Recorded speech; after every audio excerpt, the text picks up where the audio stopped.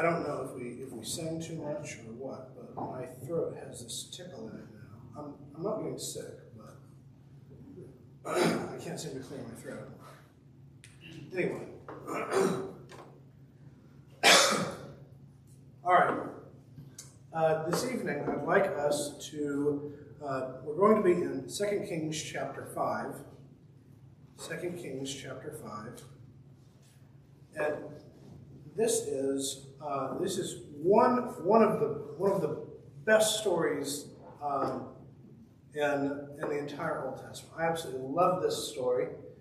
And I was thinking of it because Jesus makes reference to it in Luke chapter 4. In Luke chapter 4, he goes into his hometown. He's in Nazareth.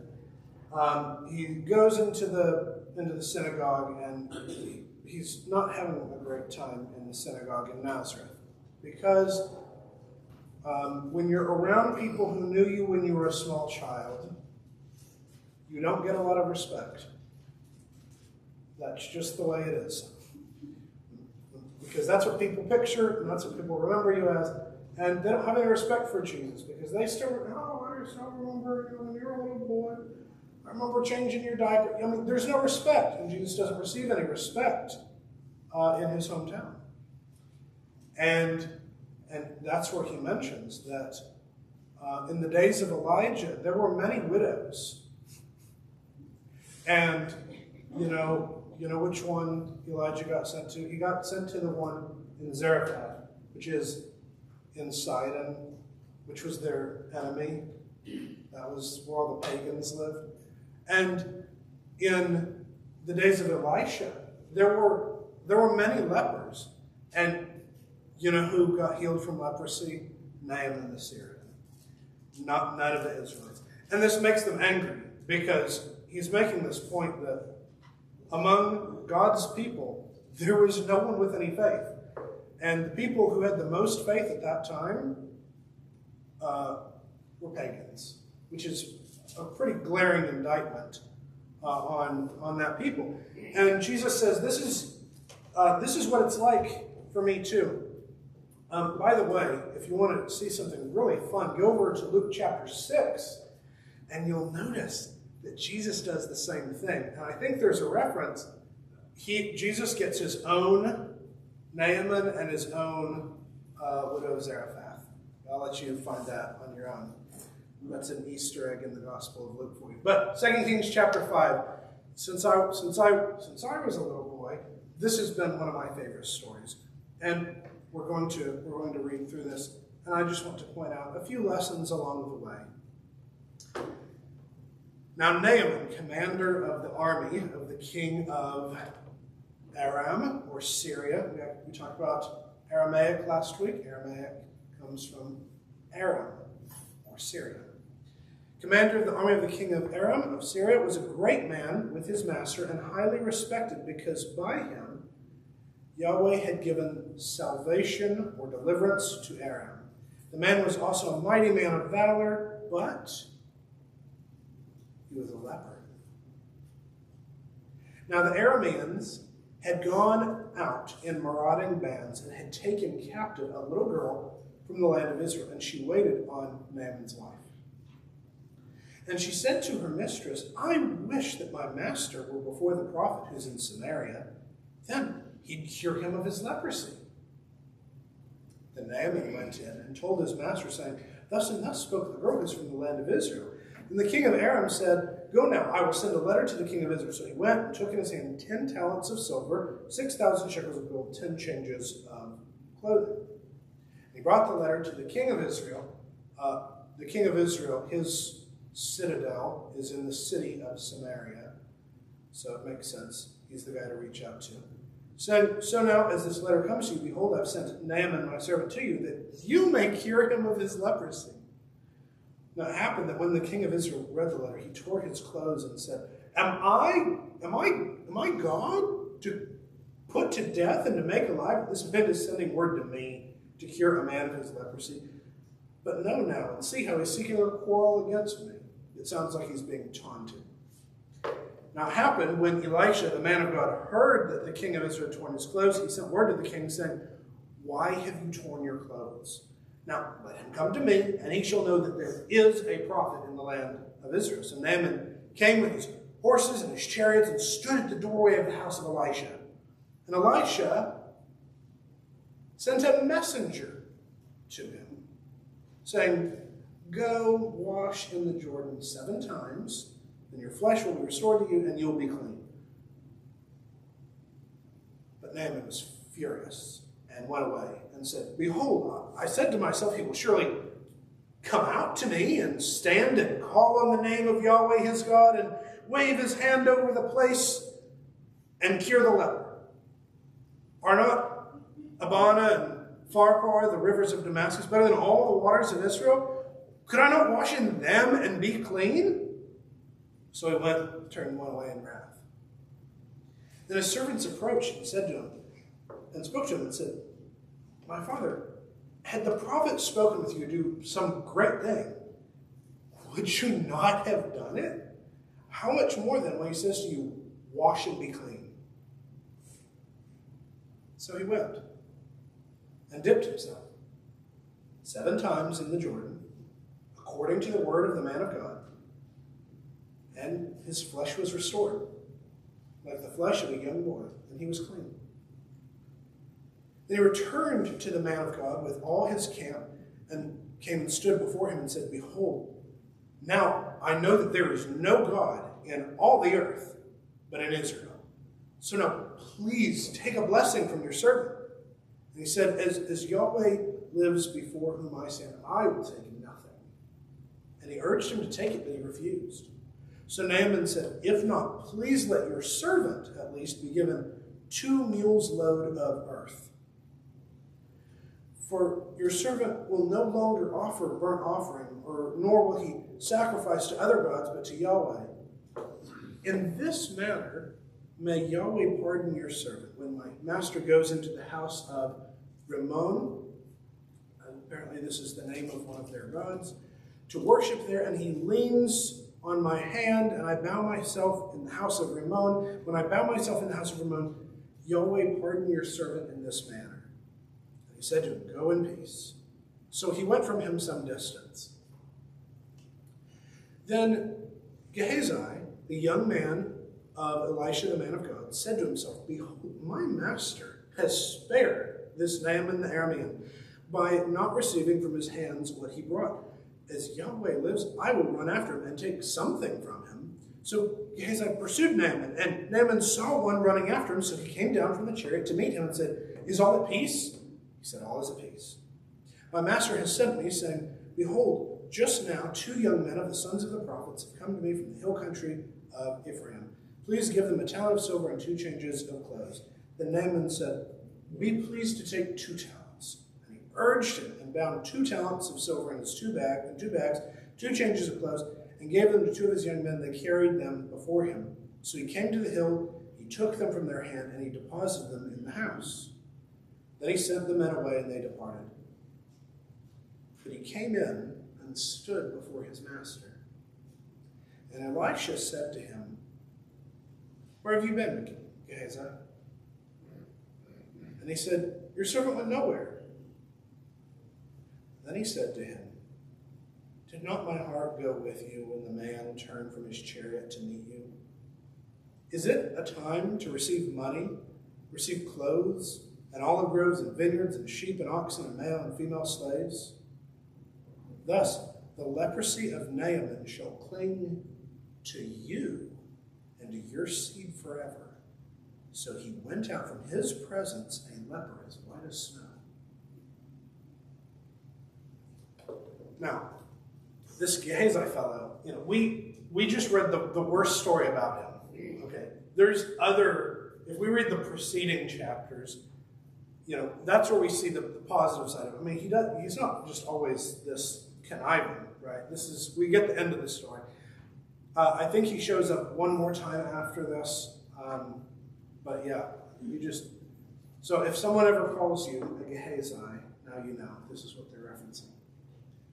I don't know. I don't think people go around accusing people of being Gehazi. I have had that happen though. I've heard people say that. I have heard people say that. So someone who takes advantage of somebody else for greed. There's so much in this story, but it's fantastic. And we could zero in on pretty much any of the persons in this story and spend a lot of time on them. But I just kind of want to walk back through it quickly and just kind of see some of these lessons. I love this, just the opening, the first 4 verses. You read about this little servant girl.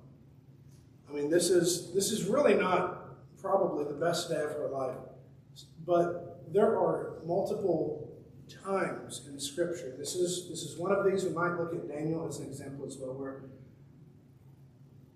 someone is captured as spoils of war, which surely is not the most exciting turn of events in your life. That's probably not something that you think is a good thing when that happens to you. I'm not saying it was a good thing for her.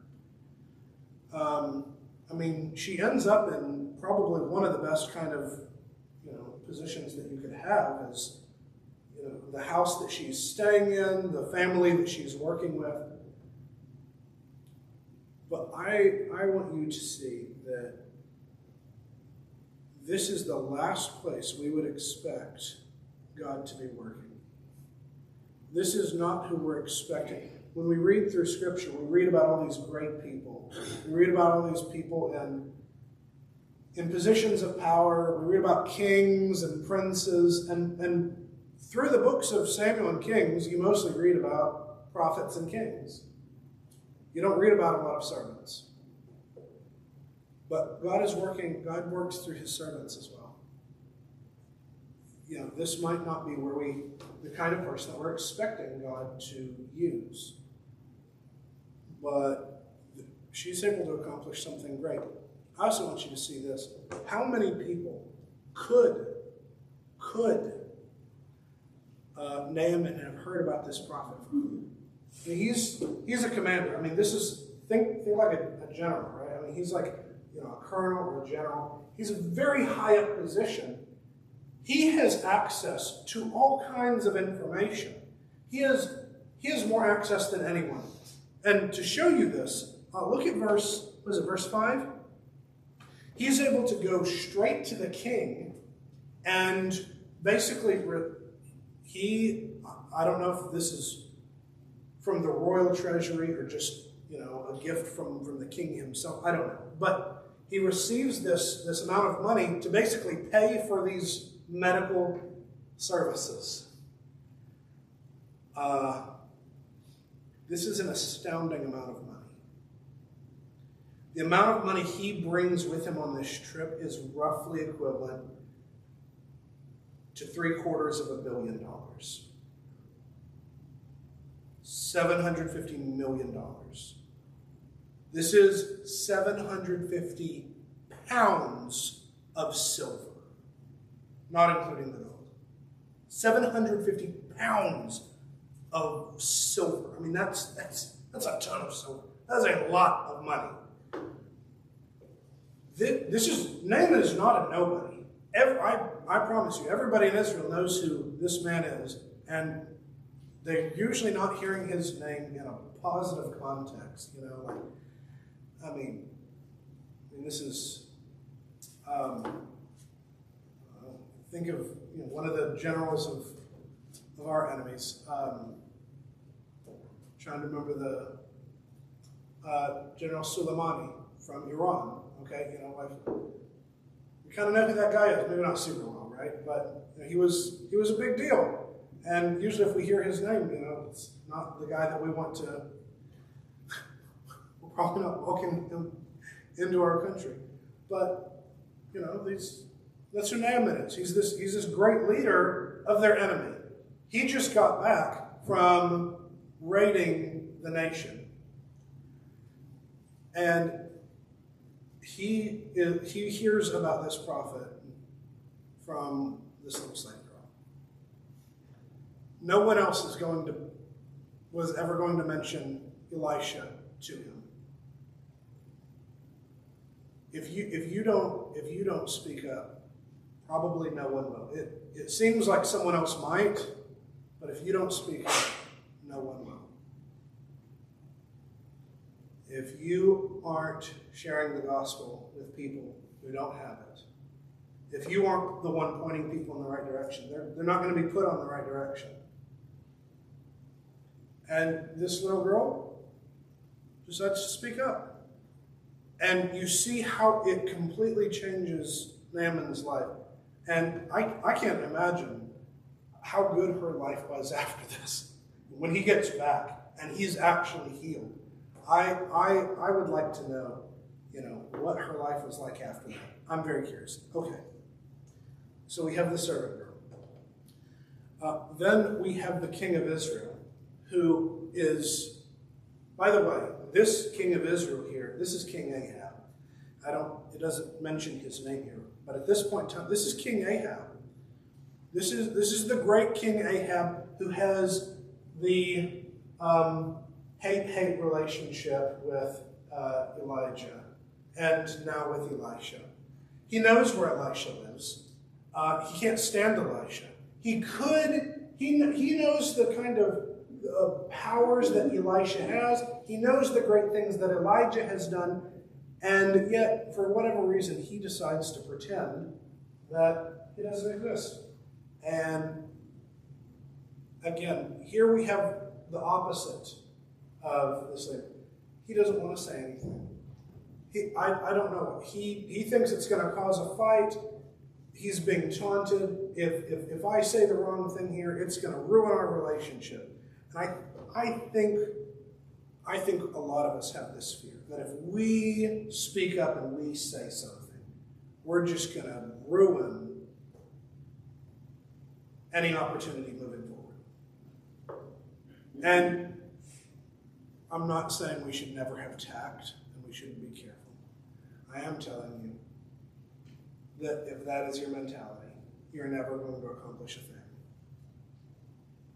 If you aren't willing to say something at some point, you are never going to help anybody at all. If you're constantly skirting opportunities because it might cause a conflict, then you're going to miss those opportunities. I mentioned Luke earlier.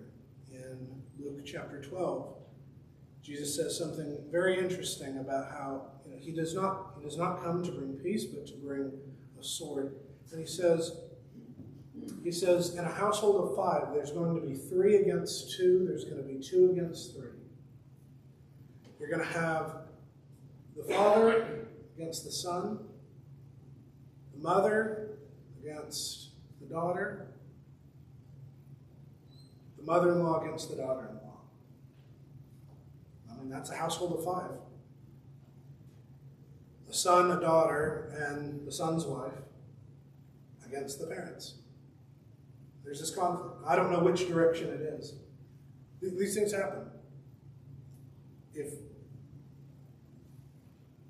we have to be prepared that there's going sometimes to be conflict for the sake of the gospel. Elisha is not afraid of this. He is not concerned at all. We might look at Elisha and think, this man has no tact. Naaman comes to him bringing a very impressive gift. He's coming in the most positive way a person could approach. You have to try to offend Naaman in this position. And try Elisha does. He does not go to his door to meet him. He actually, this is embarrassing for Naaman. It's humiliating. He has come all this way. He's traveled miles and miles and miles, and he comes to the front door. And he's expecting this prophet to at least come out and talk to him. And instead, he doesn't even come out himself. He has the audacity to send Gehazi to give him the message and then close the door. That's it. Thank you for coming here. Go wash in the Jordan 7 times. You'll be cleansed. Thank you. And you can see Naaman does get quite bothered by this at first. And then, again, we see the power of someone who chooses to speak up. You see that these servants step in and just remind him of his perspective. If he'd come out and asked you to do something great, wouldn't you have done it? Well, yes, of course. Okay. And he's sitting here thinking, if taking a bath, if taking 7 baths was going to cure me of leprosy, I could have done that back home. And honestly, those rivers are nicer and a lot closer and a lot less expensive than this trip is. I really don't understand, this is, am I being made fun of here? What's the deal? But his servants remind him, if that's what it takes, if that's all it takes is washing, taking a bath 7 times, then why wouldn't you at least try this? Why don't you pursue this path and see what happens? And a lot of times it's just that our perspective is off. And we need someone to come along and just have us take a step back and put life back into perspective. Remind us of our own priorities. Naaman's top priority right now should be getting rid of his leprosy, but somehow his public image has lifted up, and they remind him, that's really not that important. Forget about that. You have a chance to accomplish something that was never possible before. There are things about accepting Christianity that, it's social suicide, but why would you care?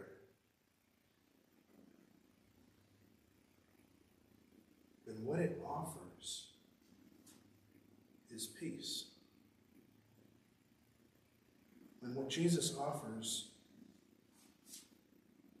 is eternal life.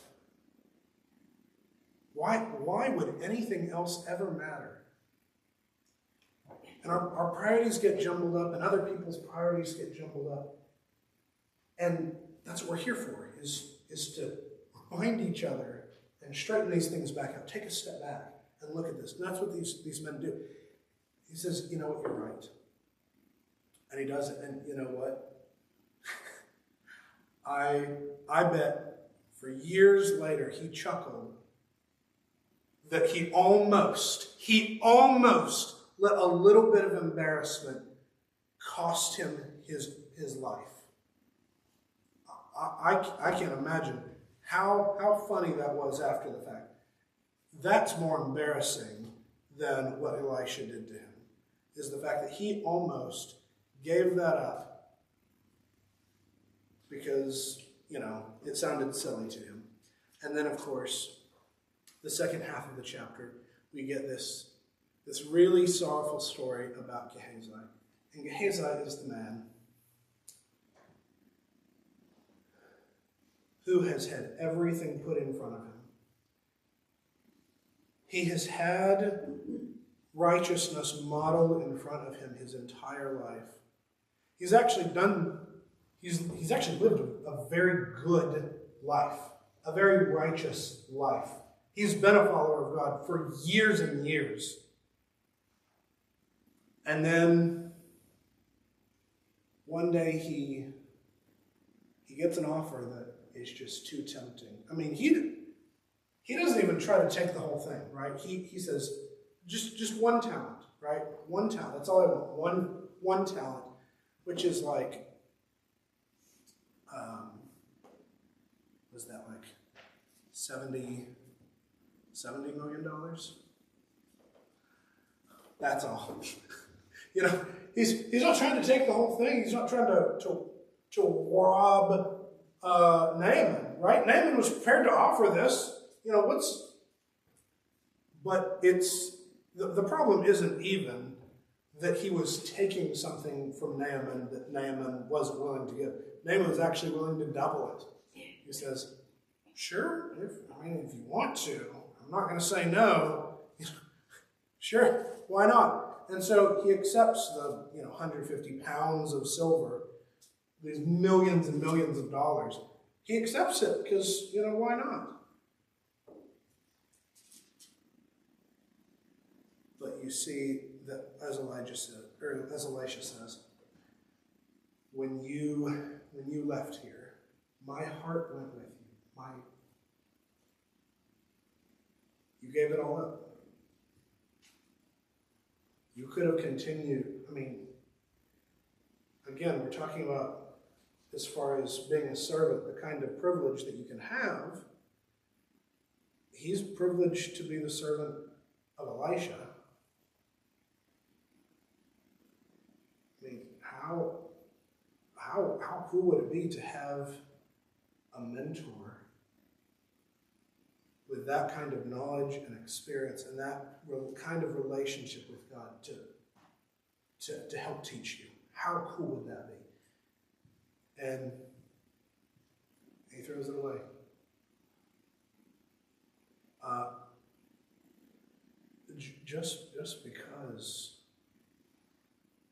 Just because we've spent a lot of time around Christians, or we've spent a lot of time doing the right thing,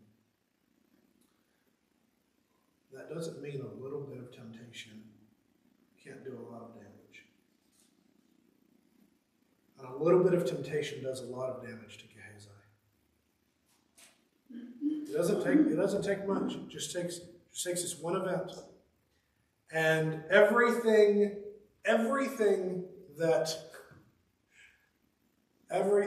Naaman had gained by coming to Elisha, Gehazi lost by walking away from Elisha. Yeah, he had his money. As Jesus says, he has his reward for this life. And that's what he's going to have. Now, he is the one with riches, and he is the one with leprosy, who is an outcast. And he's lost everything. Everything is at stake when it comes to following Jesus. You're not going to get struck with leprosy because you get a little greedy and end up with a few $1 million, right? This isn't going to happen. But I want you to see what is at stake. What is at stake if you choose to remain silent? What's at stake if you choose not to act? Naaman almost didn't act. But he finally did. And what's at stake if you choose to turn your back on God? Everything is at stake. But God is incredibly merciful and gracious. And even though Naaman is this pagan from another land, who at least it sure seems like he was at least involved in pagan worship. He tells Elisha, I'm not doing that anymore. And in fact, I want to bring back some real dirt from this place so I can worship on the dirt of this place. And when I help my master, right, he says this weird thing, right? He says, okay, at least grant me this. My master's old, and he's kind of feeble. And he goes in, and he goes to bow down. I'm supporting him physically, because this is my job. And it's going to look like I'm bowing to. I'm not worshiping, but please don't. I pray that your God does not take offense. Okay, look, his perspective is totally changed on this. And it's this man that Jesus speaks of when he says that this man has more faith than all the other people in Israel. There's always a chance. There's always a chance. And sometimes the people who have the best chance are the people who we're least likely to be interested in helping. no one was going to come to Naaman. This little servant girl decided to say something, and it changed his life forever. If you have any need, please come and stand.